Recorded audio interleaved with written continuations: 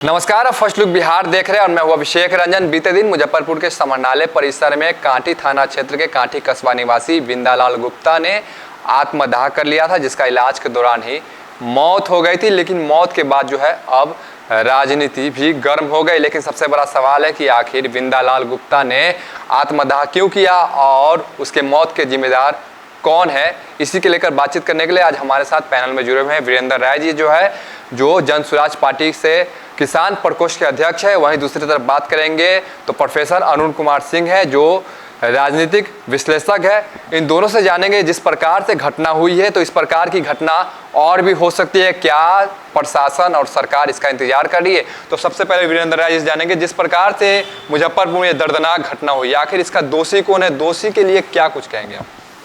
बिंदालाल गुप्ता जैसे हजारों लोग मुजफ्फरपुर जिला में आज आत्मदाह करने के लिए तैयार हैं, जिनको सरकार ने लंबे समय से बासगीत पर्चा दिया और सरकार के मंत्री 30 साल से जो भी राजस्व और भूमि सुधार के मंत्री हुए हैं, यहाँ पर रमई राम जी ने 50,000 लोगों को मुजफ्फरपुर जिला में भिन्न भिन्न प्रखंडों में घूम घूम कर बासगीत पर्चा बांटने का काम किया था लंबे समय तक।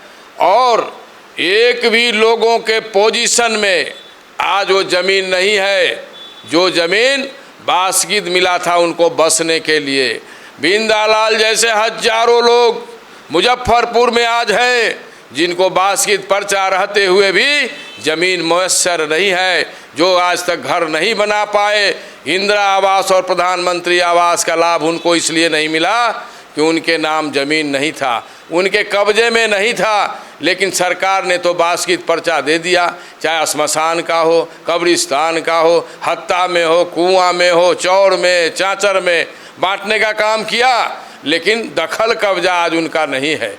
बिंदालाल जैसे हजारों लोग जो आज बलि वेदी पर चढ़ने वाले हैं, उसका जिम्मेदार हमारा अंचल का अधिकारी है, अंचल का अमीन है, अंचल का जो कर्मचारी है वो लोग है, क्योंकि पैसा लेकर दखल कब्जा कराता, नापी करके ज़मीन पैमाइश करके उनके खाता खेसरा डिक्लियर करके उनको कब्जा आज नहीं दिलाया। हजारों लोग हैं, आज हजारों लोग बिंदालाल गुप्ता के तरह शहादत देने के लिए इस जिला में तैयार हैं, लेकिन प्रशासन का के कान पर जू नहीं रेंग रहा।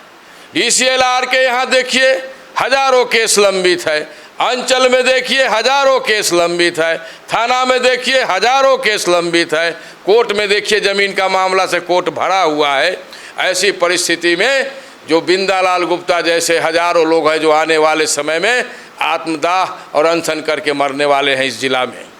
अरुण बाबू जानेंगे कौन दोषी है इसमें, उनकी मौत हुई है, दर्दनाक मौत हुई है। देखिए, ऐसा है कि निश्चित रूप से कोई व्यक्ति आत्मदाह कब करता है, जब उसको कोई उपाय नहीं बच जाता है। तो बिंदालाल गुप्ता की जो स्थिति बनी उसमें वो लगातार वर्षों से विभिन्न जगहों पर जाके विभिन्न पदाधिकारियों के पास अपनी बात रखते रहे और ये कहते रहे कि साहब उनको बासगीत पर्चा मिला हुआ है और उनको अधिकार ज़मीन पर मिलना चाहिए, लेकिन ऐसा नहीं हुआ। और इसलिए निश्चित रूप से जो वहाँ के CO हैं, कहा जाता है कि अब वो CO अभी जो CO वहाँ पर कोई महिला शायद आई हैं, जो एक आध महीना पहले आई हैं, उनको कुछ इसके बारे में आइडिया भी नहीं है। लेकिन इसके पहले के जो CO थे वो कुख्यात थे, शायद उनका नाम राजशेखर या कुछ इस तरह का नाम है, और उनके बारे में सब लोग जान रहे हैं। वहाँ के पॉलिटिकल जो लोग हैं वो लोग भी जान रहे हैं कि CO किस तरह का व्यक्ति था और कैसे वो गलत तरीके से लोगों को कब्जा दिलवाना, गलत तरीके से रसीद काट देना, गलत तरीके से किसी की ज़मीन पर किसी से उसको रजिस्ट्री करा देना, ये सब काम वो करता था। लेकिन सब लोग चुप्पी साधे हुए थे। अब सब लोग एक बैग जग गए हैं कब? जबकि उस आदमी ने आत्मदाह कर लिया। तो अब हमको तो ऐसा लगता है कि जो प्रशासन है, वो चाहे CO हो, चाहे DCLR हो, चाहे SDO हो, या जिलाधिकारी महोदय हों या फिर कमिश्नर साहब हों, सब ज़मीन के जो सबसे ऊपर के जो सर्वे सर्वा होते हैं वो आयुक्त होते हैं उस प्रमंडल के। तो ये सब लोग को जिम्मेवारी लेनी होगी जो ये दर्दनाक घटना घटी है। तो क्या आज बात चल रही है कि हम उसके बच्चे को हम वासीगत पर्चा देंगे या हम उस बच्चे को मुआवजा देंगे, तो क्या ये अन्य लोगों का भी इंतज़ार किया जा रहा है कि और दूसरे लोग जो प्रताड़ित हैं वो लोग भी जब आत्मदाह करके मर जाएंगे तब उनके बच्चे के लिए कुछ करेंगे? देखिए, आप ये जान लीजिए कि बिहार में जो सबसे बड़ा संकट है वो ज़मीन का संकट है। यानी जो ज़्यादातर जो खून खराबे हो रहे हैं वो ज़मीन के लिए हो रहे हैं। और इसीलिए आपने देखा होगा कि मुख्यमंत्री नीतीश कुमार अभी हाल में 1 महीना पहले उन्होंने या और उससे कुछ कम दिन पहले उन्होंने सारे लोगों को इंस्ट्रक्शन दिया है कि किसी तरह से मई 2025 तक पूरे बिहार के सर्वे का काम पूरा कर लिया जाए, उसको डिजिटलाइज कर दिया जाए।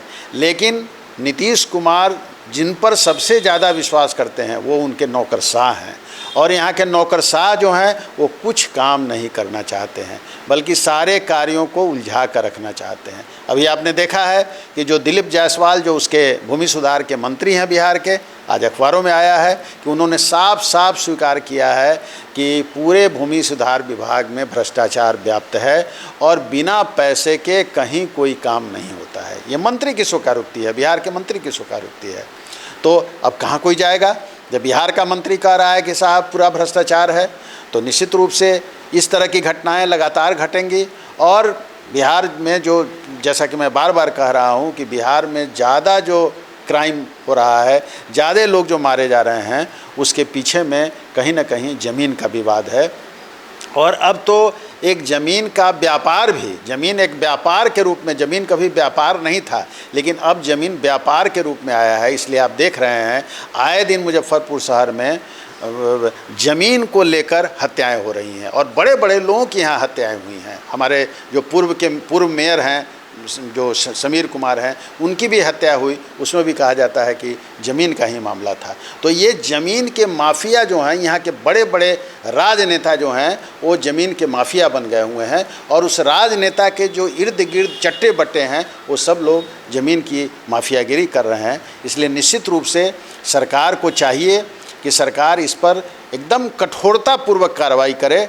जो उसके पदाधिकारी इस तरह का कार्य कर रहे हैं, किसी को वासीगत पर्चा मिला हुआ है, उसको वहाँ पर कब्जा नहीं मिल रहा है और उसमें ये कब्जा नहीं मिले उसमें ये भागीदार बन रहे हैं ये पदाधिकारी, तो निश्चित रूप से उस पदाधिकारी पर कठोर कार्रवाई होनी चाहिए, उसका सस्पेंशन होना चाहिए, उसका डिसमिसल होना चाहिए। इस तरह की जब कठोर कार्रवाई होगी तब उसका मैसेज समाज में जाएगा कि नहीं साहब, हम लोग अगर गलत करेंगे तो निश्चित रूप से हमको यहाँ की सरकार जो है वो नहीं छोड़ेगी। और आप जान लीजिए कि अगर ऐसा नहीं हुआ तो आप देख रहे हैं कि किस तरह से एक नई हवा जन स्वराज के रूप में, जिसके वीरेंद्र बाबू आपने बताया कि वो उसके ये हैं, तो जन स्वराज, आखिर क्यों जन स्वराज को लोग ये कर रहे हैं? इसलिए कि लोग इस व्यवस्था से उब रहे हैं। इसलिए सरकार अगर नहीं इस पर सोच विचार करेगी और गंभीरता से नहीं जाएगी तो निश्चित रूप से आगे आने वाले दिनों में ये काफ़ी महंगा पड़ने जा रहा है। और इस तरह की घटनाएं ज्यों-ज्यों बढ़ती जाएंगी उस तरह से समाज में अव्यवस्था फैलती जाएगी और लोगों का प्रशासन पर से विश्वास उठ जाएगा। और जिस दिन प्रशासन पर से विश्वास उठ जाएगा लोगों का तो अराजकता फैल जाएगी और लोकतंत्र में अराजकता का कोई स्थान नहीं होता है।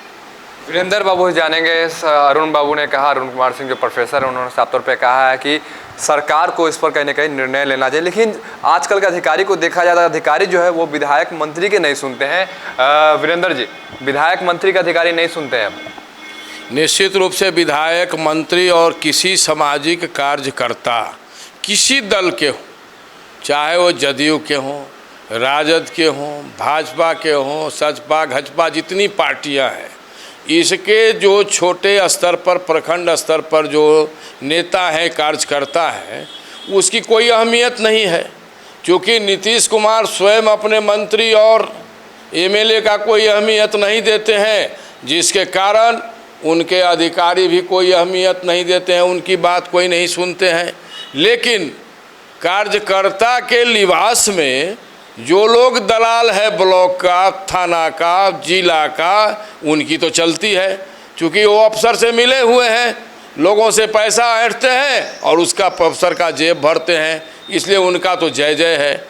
आज लोकतंत्र का जहाँ तक सवाल है, लोकतंत्र चलता है लोक लज्जा से, लेकिन समाज में आज और राजनीतिक दल के नेताओं, विधायक और मंत्री लोगों में ऐसे लोग आ गए हैं जिसको लोक लज्जा से मतलब नहीं है। सारे लोग बेलज हो गए हैं और सीओ वीडियो को बुला के पैसा उगाही करते हैं, जिसके चलते सीओ वीडियो उनकी बात नहीं मानता, उनकी कोई अहमियत नहीं देता और गरीबों का शोषण होता है। और बिंदालाल जी से भी 20,000 रुपया वो सीओ ठग लिया था और उसको पर्चा नहीं दिया। कर्जा लेके उसकी पुतोह ने बयान दिया कि हमने कर्जा लेके 10 रुपये सैकड़ा पर सीओ को घूस दिया था। आज उसको घूस का पैसा भी चला गया, जान भी चला गया और उसको कोई हासिल नहीं हुआ। हजारों लोग हैं ऐसे।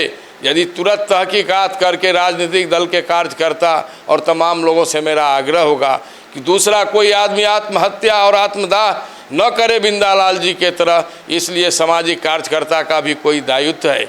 लेकिन आज समाज का भी कोई दायित्व है। आज़ादी के बाद समाज पहली बार इस तरह की वेदना और चेतना जो जगना चाहिए, संवेदना जो जगना चाहिए, वो जग नहीं रहा है। समाज चुप है, समाज मौन है और सामाजिक वातावरण पूरा शून्य हो गया है। इसलिए हो गया है कि तमाम जगह पर अराजक लोगों की चलती हो गई है। ज़मीन व्यवसाय बन गया है और ज़मीन एक धनी बनने का बहुत बड़ा जरिया बन गया है। और तमाम जो नेता है कहीं ना कहीं ज़मीन माफिया से जुड़कर प्लॉटिंग करवाता है और घूस का जितना पैसा है ब्लैक मनी का वाइट मनी कर रहा है। और जितना पैसा और जितना ज़मीन कितना अर्जेगा, कितना ले जाएगा, क्या ऊपर ले जाएगा, लेकिन नीचे जो लोग इसमें हिस्सेदार बनते हैं, माला माल होते हैं और उसमें यदि बगावत करते हैं तो उनकी हत्या होती है। मुजफ्फरपुर में सैकड़ों हत्या हुई है इस तरह का। लेकिन बिंदालाल जी जैसे दर्दनाक जो आत्मदाह करने का उनको माहौल बन गया, उनके परिवार के तरफ से और समाज के तरफ से आज संवेदना हम लोग जताते हैं, लेकिन वो आदमी अब वापस नहीं आएगा। उसको क्या मिला? आज बेटा को ज़मीन मिलेगा, पोता को ज़मीन मिलेगा, लेकिन बिंदालाल जी जैसे लोग जिसने आत्मदाह करके अपना प्राण दे दिया, उसके प्राण पखेरु उड़ गए। ये संवेदना समाज में चेतना का रूप ले, ये हमारा कामना है। और मैं चाहता हूँ कि बिंदालाल जी जैसा आत्मदाह करने वाला हिम्मती लोग दूसरा कोई सामने ना आए मुजफ्फरपुर की धरती पर। बिल्कुल। तो देखिए, बिहार में सुशासन की सरकार है, लेकिन अब सवाल ये भी उठ रहा है कि अब घटना घट गई है, उसके बाद जो है मंत्री विधायक जो है अब दौरा कर रहे हैं, चाहे वो पक्ष का हो विपक्ष का हो। बीते दिन बात करेंगे तो बिहार सरकार के पूर्व मंत्री और कांटी के वर्तमान विधायक इसराइल मंसूरी भी बिंदालाल गुप्ता के घर पे गए थे और उनके परिजन से मुलाकात की है। कल बता दें कि बिहार सरकार के मंत्री है केदार प्रसाद गुप्ता, वो भी जाकर परिजन से मुलाकात किए। लेकिन घटना के बाद ही क्यों, क्या इसी का घटना का इंतजार कर रहे थे नेता लोग? अरुण बाबू, निश्चित रूप से सही आपने कहा है कि क्या हम इंतज़ार कर रहे हैं कि कोई फिर से आत्मदाह करेगा तब हम उसके यहाँ दौरा करेंगे। इसलिए निश्चित रूप से ये सभी लोगों का कर्तव्य है कि कोई भी आदमी जो इस देश में पैदा हुआ है, उसका अधिकार है इस लोकतंत्र में कि उसकी अपनी बसने की ज़मीन हो, उसमें उसको आवास मिले, उसके वस्त्र का इंतज़ाम हो और उसके भोजन का इंतज़ाम हो। ये उसके मानवाधिकार हैं, ये मौलिक अधिकार नहीं, उसके मानवाधिकार हैं। इसलिए सभी लोगों को इस पर बिल्कुल सचेष्ट होना होगा। और ख़ास करके जो नौकरशाह हैं, जो इसी के लिए नौकरशाहों का निर्माण ही हुआ है कि वे जनता के सेवक बन के रहें, लेकिन ये नौकरशाह आज जनता के मालिक बन गए हुए हैं। तो ये प्रवृत्ति इनको छोड़नी पड़ेगी और जनता की सेवा करनी होगी और ख़ास करके उन तबकों की सेवा करनी पड़ेगी जो बिना किसी अपनी गलती के किसी कारण से एक गरीब घर में हिंदुस्तान के पैदा ले लिए हैं। इसलिए निश्चित रूप से जो गरीब है उसका ज़्यादा अधिकार बनता है इस देश में कि वो उसको रहने का, उसके भोजन का, उसके वस्त्र का इंतज़ाम हो सके। इसलिए निश्चित रूप से एक ऐसी स्थिति कभी भी प्रदेश में, देश में नहीं आनी चाहिए, नहीं तो लोकतंत्र का भविष्य खतरे में पड़ जाएगा। और जब लोगों का विश्वास जब प्रशासन से हट जाएगा तो आज आत्मदाह हो रहा है, कल यही आत्मदाह कुछ दूसरे घटनाओं में भी परिवर्तित हो सकता है। इसलिए निश्चित रूप से अमन चैन रहे, इसको सुनिश्चित करना आम नागरिकों का भी कर्तव्य है। और ख़ास करके जो नौकरशाह हैं, जो हमारे लोकतंत्र में जो मंत्री हैं, जो विधायक हैं, उनकी ज़्यादा जिम्मेवारी है कि वो अपने जो मुखिया हैं, जो सरपंच हैं, वो सब स्थिति से वाकिफ़ हैं। अगर उनको ऐसा लगे कि कहीं किसी के साथ अन्याय हो रहा है तो निश्चित रूप से पहल करके उस अन्याय को मिटाने की कोशिश करनी चाहिए। और निश्चित रूप से ऐसी व्यवस्था होनी चाहिए कि कोई सभी व्यक्ति किसी न किसी रूप में अपने घर में, अपनी ज़मीन में अपना घर बना के वो आराम से, इत्मीनान से अपने परिवार के साथ रह सके। आखिरी सवाल लेंगे वीरेंद्र जी से, इसमें दोषी कौन कौन है? सामाजिक न्याय की सरकार 33 वर्षों से चल रही है और बिंदालाल गुप्ता अति पिछड़ा लोग हैं। उनको ये सामाजिक न्याय की सरकार छोटा सा न्याय नहीं दे सकी। वहाँ मंत्री रहे हैं कांटी के इसराइल मसूरी, आज भी भाजपा के मंत्री हैं गुप्ता जी, और नीतीश जी मुख्यमंत्री हैं, अति पिछड़ा के सहानुभूति रखने वाले लोग। लालू जी की सरकार रही, सामाजिक न्याय के लोग। और ऐसी परिस्थिति में अति पिछड़ा वर्ग के लोग को, बिंदालाल गुप्ता जैसे लोगों को आत्मदाह करना पड़े, ऐसी सरकार किस काम की जो लंबे समय से सामाजिक न्याय का ढिढोरा पीटती है और बिंदालाल गुप्ता जैसे लोग आत्मदाह करने को मजबूर होते हैं। ऐसी सरकार से आप क्या न्याय की बात करते हैं? कभी न्याय हो सकता है क्या? इनके तमाम अधिकारी के दलाल इनके राजनेता हैं। इनके मंत्री विधायक की बात कभी ऊपर से नीचे तक बड़े अधिकारी सुनते नहीं हैं, ये लोग स्वीकार करते हैं। तो बिंदालाल गुप्ता जैसे अति पिछड़ा वर्ग के लोगों का यही हाल होगा यदि सामाजिक न्याय की सरकार न्याय नहीं दे सकी। तो और भी बिंदालाल गुप्ता जैसे हिम्मत वाले लोग आएंगे और आत्मदाह करके इस बिहार में मरने वाले हैं। बिल्कुल। तो देखिए कि बिहार में जो है सीएम नीतीश कुमार की सरकार है और यहाँ पर जो है अफसरशाही देखने को मिलता है। जो विधायक है, मंत्री है, उनकी बात जो अफसर है वो नहीं सुनते हैं। हालांकि ऐसा बार बार आरोप लगते आ रहा है। अब देखना होगा कि बिंदालाल गुप्ता जिनको कब मिलेगा इंसाफ और कब मिलेगा न्याय और कब जो उनके दोषी है उनकी गिरफ्तारी कब हो पाएगी, ये भी देखने की बात होगी। बने रहिए फर्स्ट लुक बिहार के साथ आगे भी खबरों के लिए। तब तक के लिए नमस्कार।